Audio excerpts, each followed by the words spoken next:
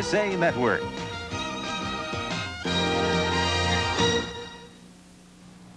Judge Curtis, however, dismissed the class action by the 6 women as frivolous, saying that the very nature of their profession excluded them from the discrimination code. And now here's a special report from Hugh Adams. Forget it, Spencer. Why? What's the matter? Bad news. Mrs. Whitney is still dead to the world. There's no way she's going to be awake in time for the morning news. You sure? I'm positive. I just looked in on her. She's out like a light. Well, it looks as if we'll have to wait for the 6 o'clock report then. Well, do we have to wait that long? Isn't there a newscast at 12? Well, it's no good. Nicole Cavanaugh is never on that program. But Mrs. Whitney doesn't know that. Well, she might not, but we can't take the chance. It's risky enough business what we're doing here, showing her these fake news items. If she ever had any doubts... All right. Just can't face waiting another 9 hours. Why? What's the rush? Well, it's just another day when something's going to go wrong.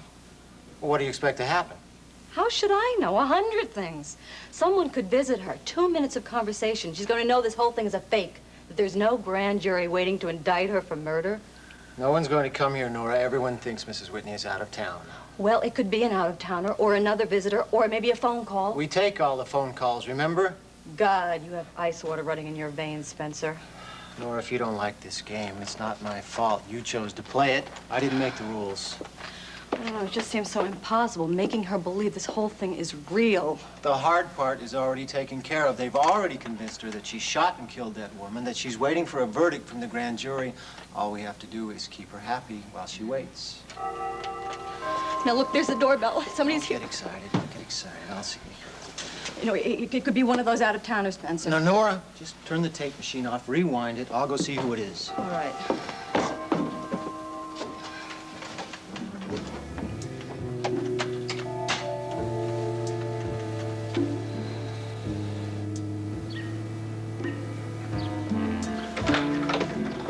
Hello, Spencer. Detective Tyler? Mind if I come in? Perhaps you should tell me your business first, if you don't mind. Well, I'd like to talk to you about your employer, Mrs. Whitney. I'm sure you know Mrs. Whitney isn't home. Yeah, well, that's what I'd like to talk to you about. Just where is Mrs. Whitney?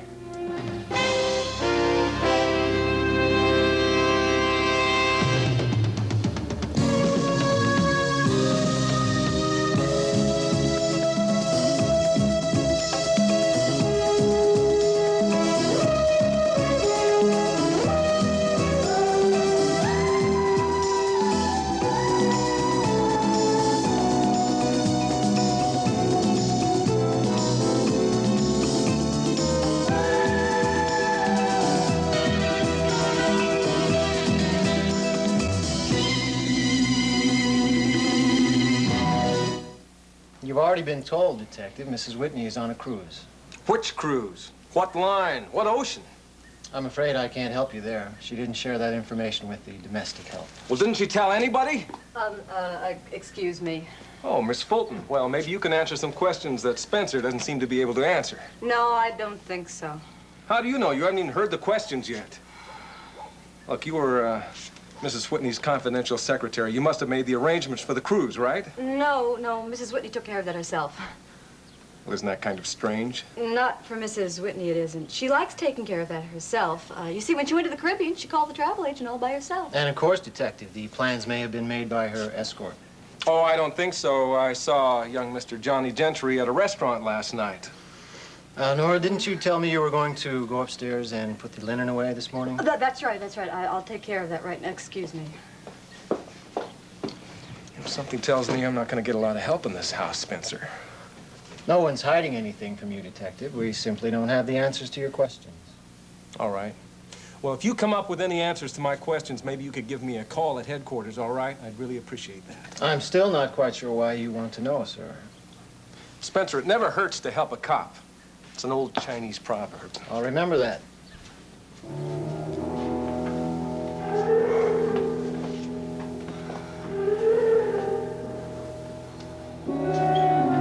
I really feel bad about keeping you two here. I mean, I know you have better things to do. Jody, would you just forget about it, please? I don't have a patient until late this afternoon. I'm still officially on vacation, you know? Some vacation. You two have had hardly any time to yourselves. Well, I, for one, am not going anywhere until Mrs. Ingersoll arrives. It brings out the reporter in me. Well, I'm not a reporter, but I'm just as curious. I am dying to know what she's bringing in that package. Here it is. Get it? Hello, Oscar. Yes, I know. We're Yeah. All right. Oscar, just send her up, would you? Thank you. Don't look so worried. Oh, I know it's silly, but I'm just nervous. Well, of course you are. It's a reminder seeing your mother's neighbor again. You know, it's funny, but I don't even remember what Mrs. Ingersoll looks like. I wouldn't even know her if I passed her on the street. Well, there's no problem there. The next lady that steps off that elevator. It's like, even my mother's face, when I saw her lying in bed, isn't clear in my memory. It just seems the only face I do remember is the man coming out of her room. For Pete's sake, the elevator comes right into the apartment. Hello, Mrs. Ingersoll. It's nice to see you again. Hi, yeah. I never been in a place like this before. Hi, Mrs. Ingersoll. Oh, hello, honey. How are you? I'm fine. You remember Gavin? Yeah. And my brother-in-law? Sure. Dr. Kavanaugh? How are you? Come on in, Please sit down, come sit down. in. Sit down. Would you like a cup of coffee? No. Well, I don't drink coffee. You wouldn't believe my stomach. Well, maybe a cold glass of water? I'll get it. Thank you, Gavin. Sure. Boy, this is really some place. Did Leone ever see it? No, she didn't. I told you I hadn't seen my mother in at least 4 years. Actually, we have not been here that long ourselves, just about 6 months. It's my sister's apartment. I should have such a sister. Here you go, Mrs. Ingersoll. Oh, thank you, Sonny. Oh, I almost forgot. Here's your package, honey. Thank you. I really appreciate you bringing it all this way. Ooh. Oh, well, like I said, I had to go visit my daughter here anyway. That's my married daughter, Joanne. Oh, I also have another daughter. She's still single. She works at Springfield at the mattress factory. Only she got laid off last week. Oh, that's too bad. Yeah. Well, my married daughter's not doing so hot either. I mean, she just had her 4th baby, and her husband's out of work, too. You'd think the bum would give her a hand around the house, but no, not him. Every couple of months, I have to come up here and do 2 months' worth of diapers and dishes. Well? Well, what? Ain't you gonna open it? Yeah, of course. Do you want me to do it? Would you? Oh, sure. Let's do it over there. I've never really been good at wrapping or unwrapping. I'm good at it. Here we go. Just wait till you do this. Yeah.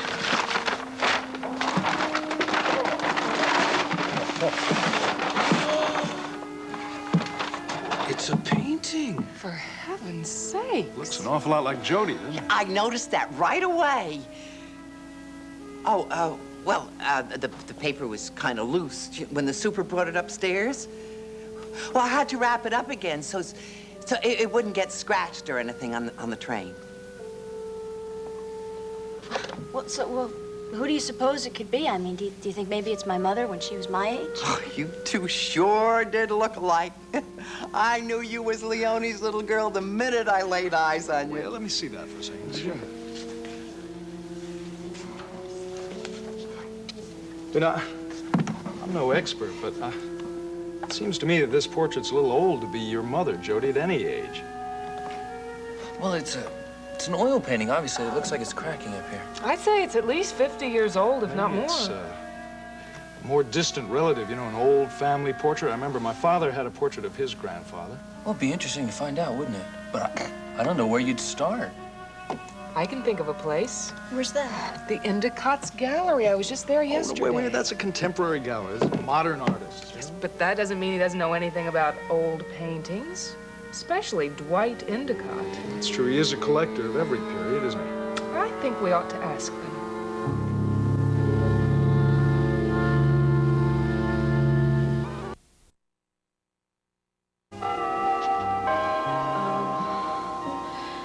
Now what? Oh, don't jump out of your skin every time the doorbell rings. But she is awake now. What if it's that cop Now, here, again? take this. This is her breakfast. Take it upstairs to her and keep her there until I get rid of our caller.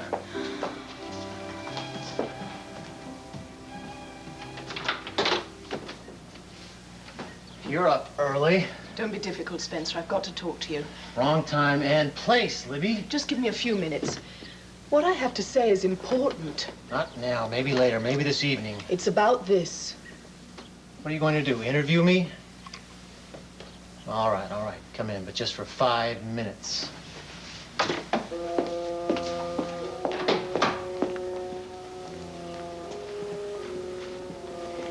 You remember what I told you about the visit Sky and I made to Valerie Bryson? I've been listening to this tape over and over, trying to find out why Sky failed so badly, why he couldn't answer the questions that girl asked him. You know why. His memory is a grab bag. Sometimes he can come up with things, sometimes he can't. Well, I think I've come up with something. Listen. No, but I do remember our first date, of course. We had dinner. We had dinner in the hotel. Were we alone? Yes, of course we were. You don't remember being interrupted by your friend, Jeff Brown, and that girl he picked up? Yes, that's right, that's right. Jeff came with his friend, the one with the red hair, the girl with the red hair. She wore a ski cap. We couldn't see her hair.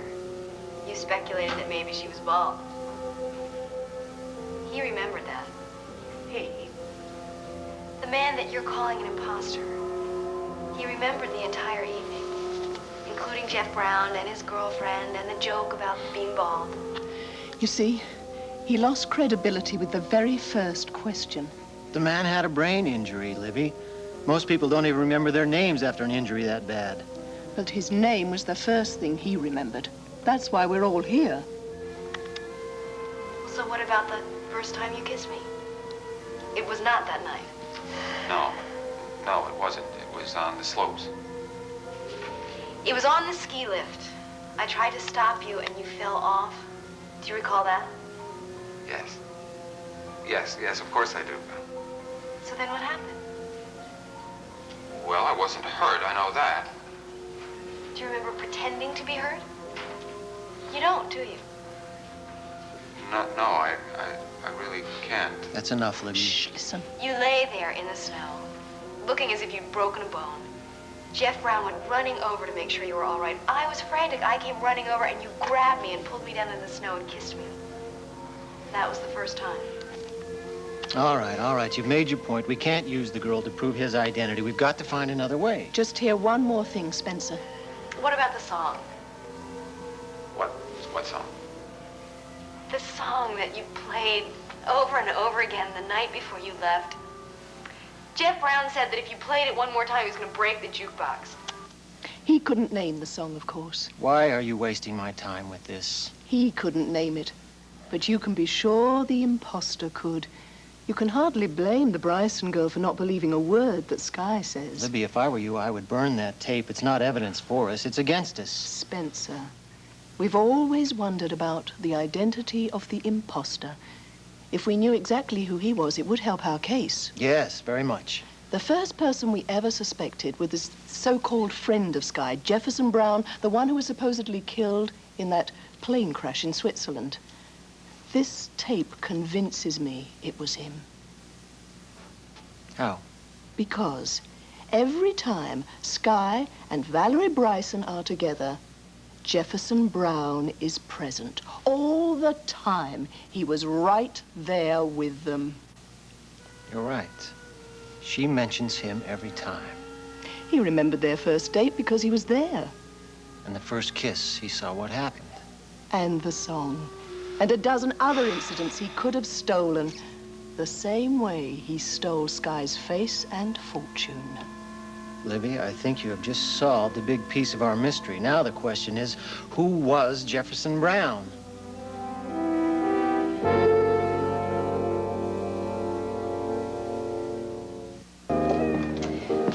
Here you are, scrambled eggs, home fries, and buttered toast, just the way you like. Oh, Sid, you take such good care of your patrons, even the ones that can't pay. Ah, you're good for it. How much is it now? A couple $100? Forget it. Hey, listen, what is going on here? I haven't seen the theater gang in here. I haven't seen any members of the company around except Mitzi. Oh, I haven't seen much of them either, Sid. Listen, you haven't given up on that entirely, have you? No, not entirely. I did see Smiley. Came in the other night with some young woman, Nora somebody. Uh-huh. You know her? No, not really. Oh, well, then she's not a budding young actress, huh? No, actually, she's a private secretary, Sid. She looks a little private, all right. Smiley known her very long? I don't really know. Well, I just thought maybe she was an old friend, you know, from his hometown. Smiley's from Michigan, isn't he? You know where exactly? Well, Hector's from Flint, so I guess Smiley's from Flint. Why all the curiosity, Sid? Oh, I got an old friend there myself. She lives just outside of Flint, a little suburb called Morris. She sent me a letter, told me about a clipping she saw in the Flint newspaper about a guy named... Hey, listen, I'm keeping you from your breakfast. Oh, that's okay, Sid. No. I got customers to take care of anyway.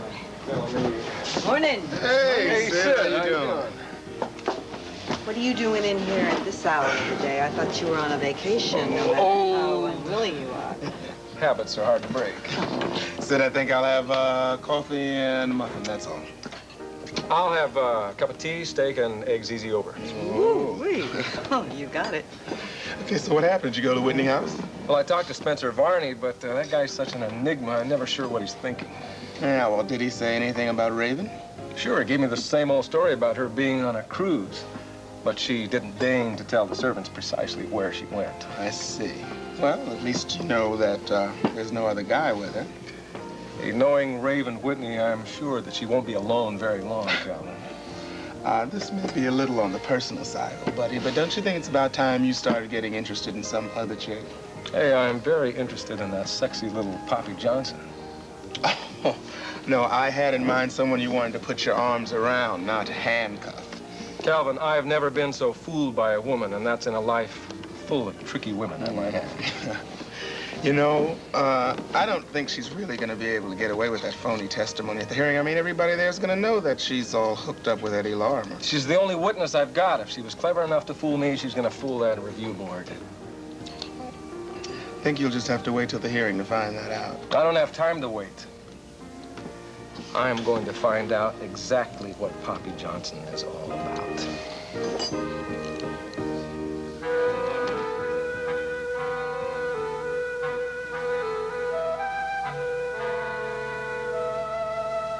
Mrs. Cavanaugh, how nice to see you. Mr. Endicott, I didn't expect to see you here. I have a new exhibit in preparation. My father's here trying to make sure I don't hang the pictures crooked. He has a wicked eye. I'd like for you both to meet my husband, Miles. It's Dr. Cavanaugh, isn't it? That's right. Pleased to meet you. And I'm Grace Endicott, Doctor. Pleasure. Pleasure. You've got quite an attractive place here. Thank you. Have you decided to make a contribution to our exhibit? No, not exactly. I don't think this would exactly fit in here.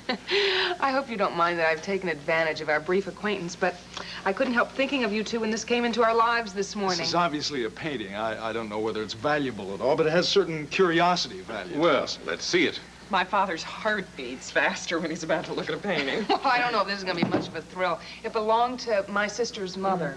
We're half-sisters, as I told you. Yes, her mother died recently. Yes. Grace? Interesting. Quite well done. Possibly European rather than American, or at least influenced by the Romantic style. Oh, how old would you say that? Oh, it's definitely 19th century, I can say that much. Well, you were right. Miles said that it couldn't possibly be Jodi's mother. Or her grandmother, for that matter, but there's a strong family resemblance. Is there? Well, now I'm more curious than ever about your sister.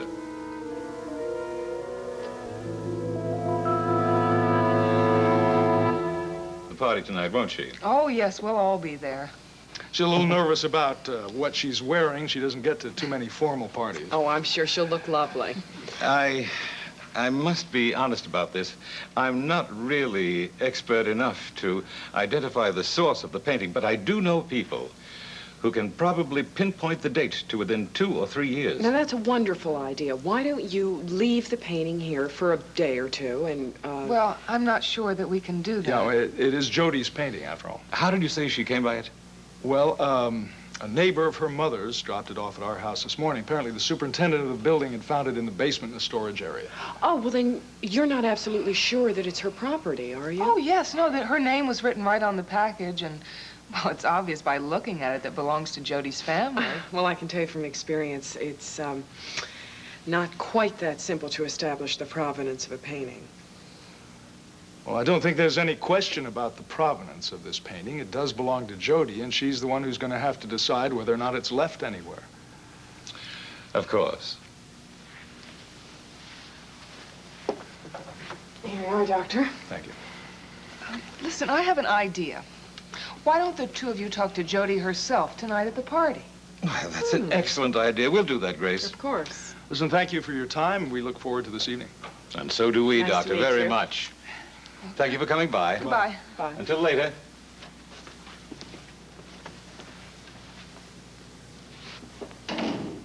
How could this happen? How did that woman get the portrait? I don't know. I didn't even know the painting existed. We should have known. And we're going to find out how it got to that girl. Joseph!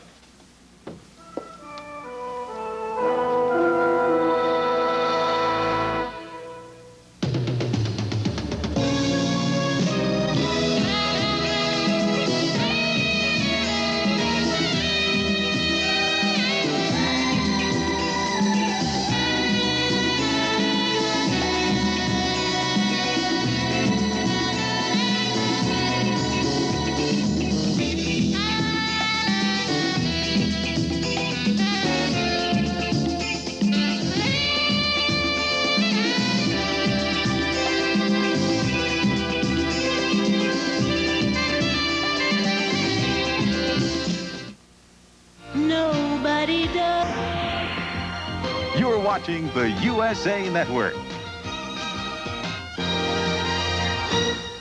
Jefferson Brown, that's who he was. You're absolutely right, Libby. Only Jefferson Brown could have known what Schuyler Whitney knew. That's why he was able to convince Valerie Bryson that he was the real Sky Whitney. Because he was there in St. Moritz when they all met. And his memory, unfortunately, was better than Sky's. He knew more about him than Sky knows right now. But our real problem is that we know nothing about Jefferson Brown. Even Sky hasn't been very helpful. And what has he told us? He met Brown in Zurich. There was some kind of street fight. Presumably this man, Brown, was being assaulted by thugs. Oh, but he told Schuyler a much more intriguing story, something about international spies. Well, we can hardly trust anything he said. That was Schuyler's opinion. He said the man was... Pathologic? Yes. He must have been a very good liar to have lied about his whole identity. Took a lot of nerve. Nerve, money, and professional help. But it has to be our answer, Spencer. Instead of trying to prove who Sky is, we prove who Jefferson Brown was. Both of them, Harry. I'm telling you, they've pulled this con before. The little guy claims to be a victim, but he's in cahoots with the big guy so they can fleece a third party. I'm telling you. Sounds like Red Lowry and Bushy Williams. You got, look, book both those. I will take the responsibility, okay? Yeah. All right, so just let me know when you need me. Calvin, you mind if I go over with you to the lineup room? I'd like to see those guys again. Are you kidding? What is the matter with you? You're on suspension. You're not getting paid for any of this. You want to look at crooks? Go see a gangster movie or Yeah, something. I guess you're right. It's pretty stupid to hang around this madhouse when I don't have to. I got a better idea anyway. I think I'll go see my good buddy, Eddie Lorimer. Yeah, and what do you think that's going to accomplish? Well, might be able to do some good for my hearing. Maybe I can talk his red-headed secretary into changing her story. Oh, boy, are you off base. Poppy Johnson belongs to Eddie Lorimer. You know that. Well, it won't hurt. The woman is trouble, Damien. I'm telling you, the best thing you can possibly do is just steer clear of her. Okay, you want me to mail that letter? No, thank you. Is that the letter to Star? Yes, it's the second one I had to write. And after what happened the first time, I'm taking care of this one myself. Well, you better put on the right postage. Yeah. Detective Stoner, telephone. Stoner. Yes, Calvin Stoner. Who is this? This is Samantha Pike, Calvin. You remember me, don't you? From New York. I'm afraid I'm at a loss. As a matter of fact, I don't. I'm a friend of Star's. We met backstage at the theater. Mister, you are damaging a very delicate ego. Yes, Samantha, yes, I'm sorry. Of course I remember you. Thank goodness. Anyway, I'm in Monticello for a couple of days, and I was wondering if I could drop by and say hello.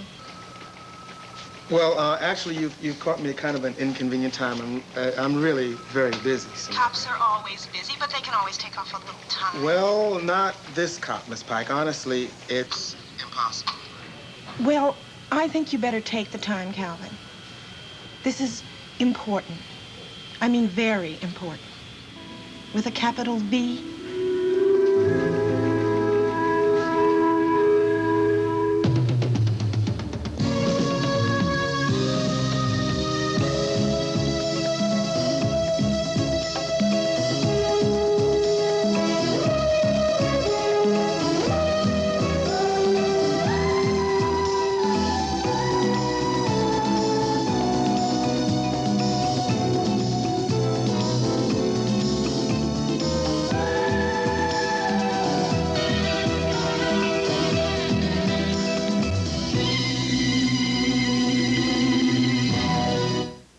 Got to cut this short, Libby. It was supposed to take 5 minutes, not half an hour. Wasn't it worth it? It'll be worth my job if Mrs. Whitney finds me entertaining someone in her home. You know, I still haven't met this famous woman. Or should I say infamous? You're not going to meet her until the time is right. That's what you're always telling poor Sky. Poor Sky. Just yesterday, you were at each other's throats. Well, it's this bloody situation, Spencer. This helplessness we all feel. Well, I don't feel quite so helpless now. At least we've identified the imposter. You might have identified him sooner if you hadn't killed him. Look, I'm sorry. I didn't need to say that. There's been enough bickering. So, when do we meet to decide what to do? We'll go to dinner tonight, the three of us. Where? We can't afford to be seen together, not yet. There's a place called Barnaby's on West River Street. I'm not sure you'll get a cab to take you there, but you can try. Is it that awful? Well, it's bad enough that it won't be popular with people who might recognize Skylar. You can be there at 8 o'clock. There's a room in the back. You can get a table there. Barnaby's, West River. Yes, all right. Spencer, it's going to work out for us, isn't it? One way or the other, Libby.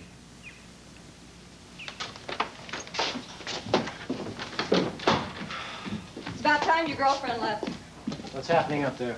She's enjoying her breakfast. That's one thing you can say about Mrs. Whitney. Waiting for that grand jury decision certainly hasn't affected her appetite. Is she coming downstairs? She said she'll dress after her meal. But listen, I don't know how much longer I can take this. I thought you had nerves of steel. Well, I've never been in a situation like this before. I mean, there's so many ways that you can find out this is all a hoax. I mean, that she didn't commit any crime. There's no grand jury. There's one good way for you to mess it up is to keep talking. Now, keep quiet.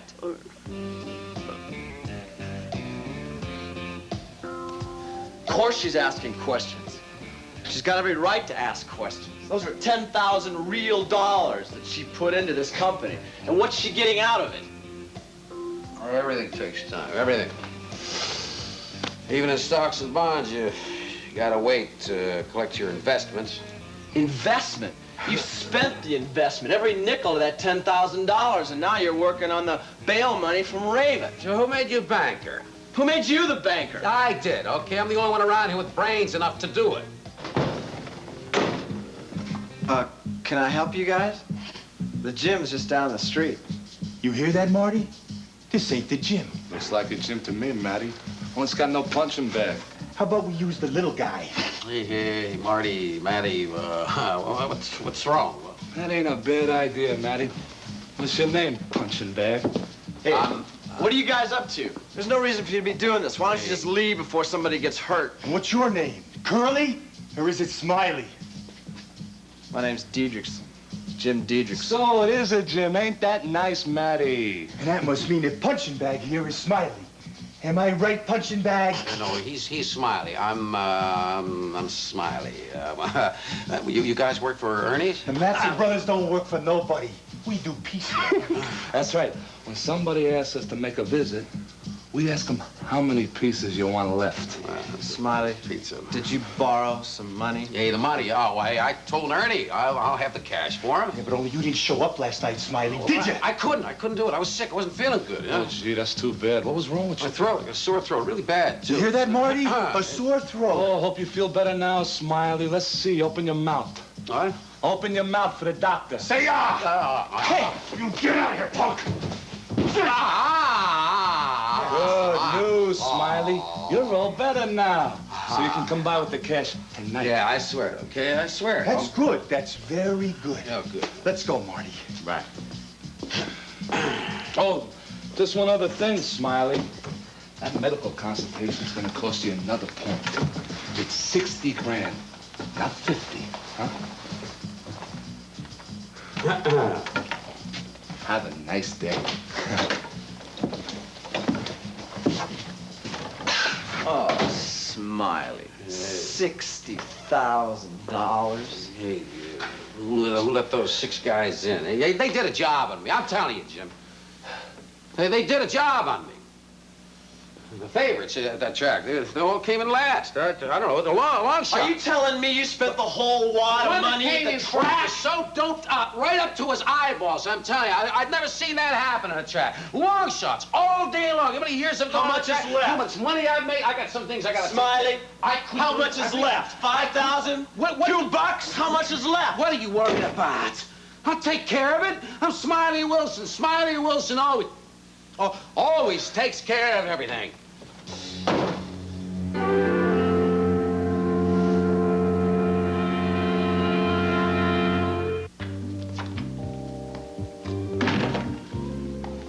You can't go in there. Oh, yeah, why not? You don't have an appointment. Oh, really? Well, why don't you make me an appointment for 11:45? Mr. Lorimer isn't in, so there's no point. That's okay, sweetheart. I'll check it myself.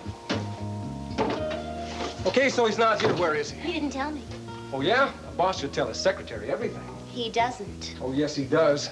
He tells you what to do, what to say, and what to feel. He tells you when to talk and when to shut up. He also tells you when to tell the truth and when to lie. Now, does that sound like your job description? I knew you'd be mad at me. Mad? Why should I be mad? Just because you lied about me beating some guy up? Well, you did hit him. I hit him one time. Okay, I shouldn't have done it. It was wrong, but I only hit him once. Look, I had to say what I did. Don't you understand that? I need this job. Oh, I is didn't that want what to this lose is all it. about? A little job security? Well, you know how bad the unemployment is these days. Oh, that's right. You'll do anything just to keep those checks rolling in. Oh, what do you know? You probably don't even have a mother. What did you say? Well, my mother happens to be very sick. She needs an operation now, and that'll mean she needs nurses all the time. She's got nobody else to take care of her except for me. So what do you expect me to do, big shot? How you expect me to go in there and tell my boss to take a Calm jump? down. Look, I didn't say I blame you for everything. Okay, it's true. When you work for somebody, you sort of have to do things their way. But if you do this to me, I'm going to lose my job. Oh, who are you kidding? Cops don't get fired. Oh, yes, they do. Cops get fired all the time, especially when they're an embarrassment to the force. Look, if you stick with this brutality charge, that's exactly what's going to happen to me. Poppy, look. If you really do lose your job for telling the truth, I promise you I will do everything I possibly can to get you a much better job working for somebody much nicer than Eddie Lorimer. Do you really mean that? Poppy, Eddie is not going to stop asking you for these kinds of favors. You're going to end up lying for this guy for the rest of your life. You don't want that, do you? No, of course I don't. I used to be crazy about Heidi. About who? You know, Heidi, the little Swiss girl.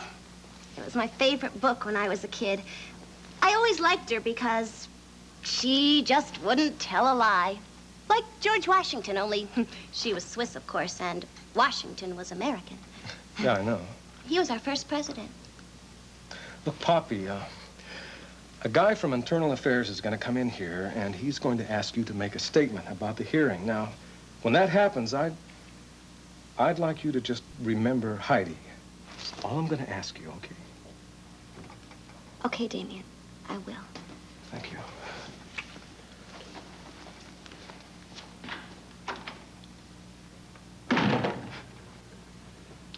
Does it have to be Heidi, sucker?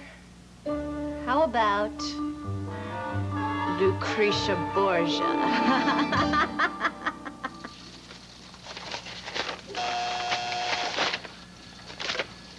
Yes, Nita. Here? Oh, yes, I guess it's the only thing you can do. Right.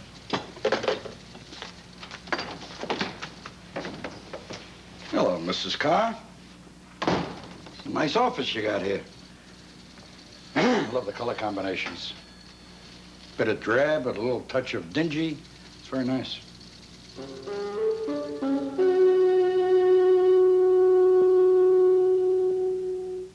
If you don't care for it. However, you know, there aren't too many newspaper offices that are very fancy. Oh, no offense, Mrs. Carr. What I meant is that, you know, a beautiful woman like yourself should have something a little more elegant. I always pictured your office would be a bigger space, you know, with pink walls and a marble fireplace, red velvet chairs, lots of flowers, things like that. Oh, I hope you don't mind the no-frills chair. No, that's fine.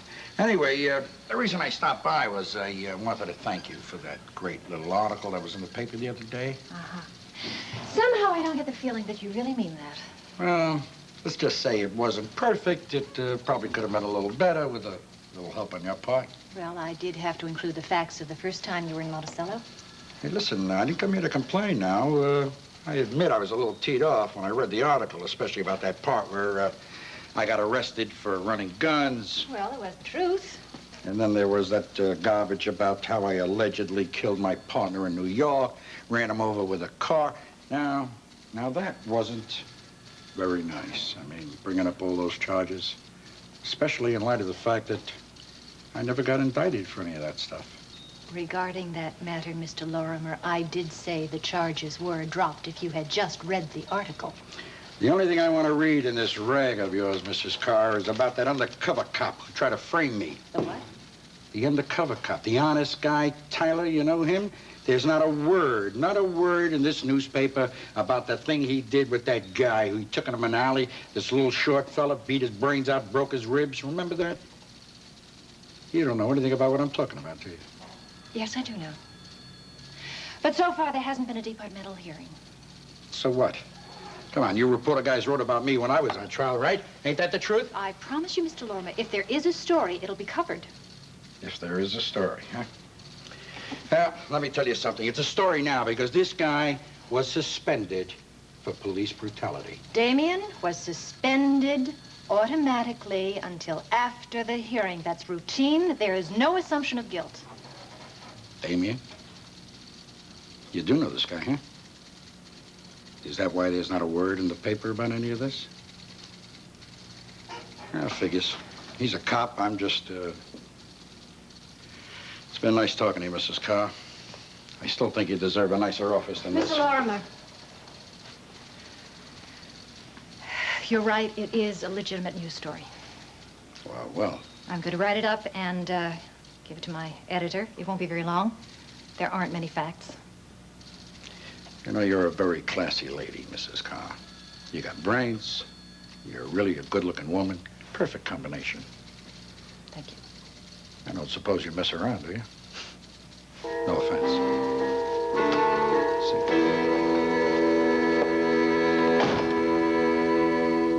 Are you sure I'm not bothering you, Calvin? No, I'm here to see really, a client. really, it's okay. Well, maybe you know my client. His name is Bernie Williams. His nickname Bushy? Yeah, I think it is. Yeah, good old Bushy. Never uses the same lawyer twice. You know, if we could just talk him out of robbing people, everything would be fine. Calvin, I don't want to talk about my client. I just wanted to see you. I'm sorry. That's always nice to hear. Are you sure you're not too busy, though? You seem a little jittery. Well, I'm sort of expecting somebody to stop by and see me. On a complaint? Actually, I think it is going to work out to be exactly that. Well, in that case, I guess I'll go. No, come on. Not so fast. I mean, at least not right this second. I'm happy to see you. I was thinking about you all morning. Now, that's very nice to hear. I finally finished that letter. It was about 2 a.m., I think, before I sealed it. Poor baby. Yeah. Is that it? Yeah. Tyler was here, wanted to take it away, but I told him no dice. After what happened last time, I'm going to mail it myself. You know, there is one other person you could trust to mail that letter. Yeah, who? I could mail the letter for you, Calvin. Yeah. You're right, okay? You do it. Look, I know what you went through to write this letter. It's just a shame that you had to do it twice. Yeah, well, the only problem is I don't think it came out as well the first time. I mean, it didn't, quite flow, but at least there's no mistaking what it says. It says that I love you and that I need to be with you as much and as often as possible. Calvin? Hi. Oh, wait a minute. How did you just walk in here without being announced? You have to be announced to come into a police station? This is the tactical... Sorry, it's okay. Miss Pike, this is Dee Dee Bannister. Hi, Dee Dee. Nice to meet you. Hi, nice to meet you, too. You're not being arrested, are you? No, I'm not. I'm an attorney. Oh, well, all right for our side. I'm Samantha Pike from New York. Oh, yes. Samantha and I met backstage. She's a friend of Star's. I just happened to be in town and thought I'd drop by and say hi. Oh, well, I'm just here on a little business. I'm actually leaving. Oh, I'm not interrupting anything, am I? No, not at all. I will talk to you later about that client, Yeah. Mr. Stoner. Right. No, I almost forgot something. My letter. Bye-bye. So, Samantha, please have a seat. Well, do you want to tell me exactly what's so important? Hurry. The Whitney residence? Spencer? Yes? Yeah, what do you say there, Jeeves? How's it going, Smiley Wilson? What can I do for you? I want to know all about the big TV show. How'd it go? Talk to me. Mrs. Whitney didn't see it. She didn't see it. What was something wrong with the tape? No. There's nothing wrong with the tape. She just didn't get up early enough to see the morning news. When's she gonna see it? Well, at this point, it looks like the earliest will be the 6 o'clock news. Well, that's the way it's gotta be. That's the way it's gotta be. How's Nora holding up? Well, her nerves are getting a bit frayed, but I think she'll pull through. Let me talk to her. One moment. Nora?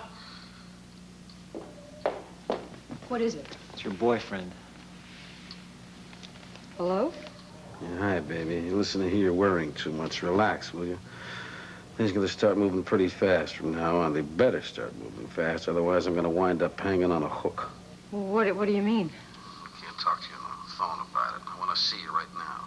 Oh, well, I don't know. I suppose I could. I don't suppose. Do it. This is urgent.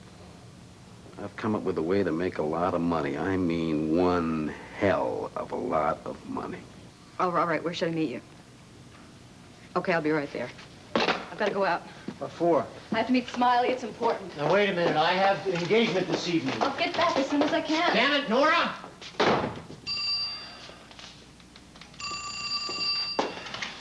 Yes? Is this the Whitney residence? Yes, it is. Who's calling, please?